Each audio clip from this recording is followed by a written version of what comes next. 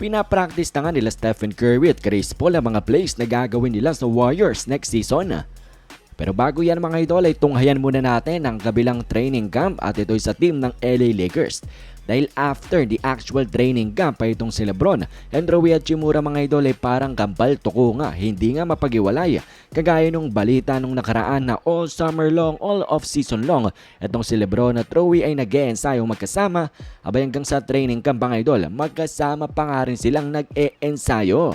So mukha nga talagang a breakout season is coming for Rui Hachimura. Ikaw ba naman mag-ensayo kasama ang one of the greatest if not the greatest player of all time na si Lebron James? Abay hindi ka ba mag-improve?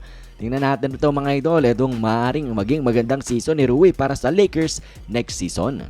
At ngayon nga mga idol, alam nyo ba itong si Coach Kerr ay nagbigay na nga ng kanyang starting lineup? Pero hindi yan starting lineup for the whole season kung hindi sa parating pa lamang na pre-season. Sinabi niya na si Stephen Curry, Chris Paul, Klay Thompson, Andrew Wiggins, and Kevon Looney ang mag-i-start para sa pre-season opener ng team ng Golden State. And mga idol, marami ngang nagulat na sobrang liit nga daw ng lineup ng Golden State Warriors. At actually sinabi pa nga neto ni Coach Kerr na maaari nga daw si Klay Thompson ay bumantay ng mga power forward.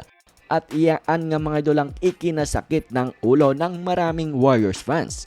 Para ba daw hindi na natuto ang team ng Golden State mga idol sa naging playoff series nila netong nakaraan against the Lakers kung saan talagang pinanish nga sila ng big Lakers lineup. Pero tingnan pa nga rin natin ang kalalabasan niyan sa season dahil may ginawa namang tweaks and adjustments itong team ng Golden State Warriors, and di ba't nanalo naman sila mga idol ng 2020 championship with small ball lineup? So let's see mga idol kung may pagbabago bang magagawa ang team ng Golden State Warriors after ng disappointing season nila. At mga idol, speaking of pagbabago, etong si Stephen Curry may pagbabago ngang ginawa.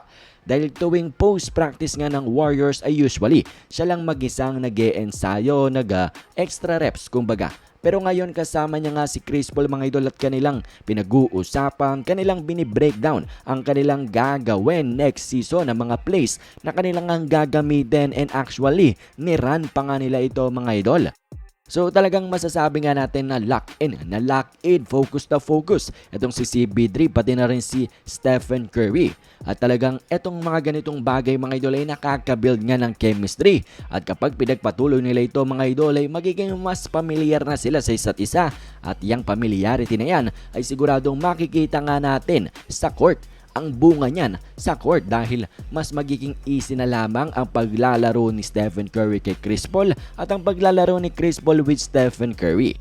So abangan nga natin yan mga idol sa katapusan dahil mag-uumpisa na muli ang NBA.